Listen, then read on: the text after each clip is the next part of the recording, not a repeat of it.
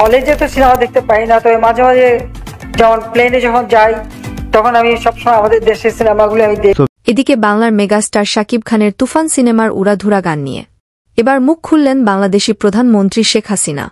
তিনি এক গণমাধ্যমে বলেন, বাংলাদেশের সিনেমা ইন্ডাস্ট্রি অনেক এগিয়ে গিয়েছে, সেটা হয়তোবা একমাত্র শাকিব খানের জন্য। কারণ শাকিব খান যেভাবে একের পর এক ব্যবসা সফল সিনেমা উপহার দিয়ে যাচ্ছে সিনেমা প্রেমীদের। প্রধানমন্ত্রী আরও বলেন, আমি অবসর সময়ে আমাদের দেশের সিনেমাগুলো দেখি, অনেক ভালো লাগে। আমি চাই আমাদের বাংলাদেশ সব সময় এগিয়ে যাক, এই বলে তিনি তেনার বক্তব্য শেষ করেন। তো প্রিয় ভিউয়ার্স, এখন আপনারাই বলেন, শাকিব খানের তুফান সিনেমা কি এবার ঈদে সিনেমা হলগুলো একাই রাজত্ব করবেন কিনা তা আমাদের কমেন্ট করে জানাতে ভুলবেন না।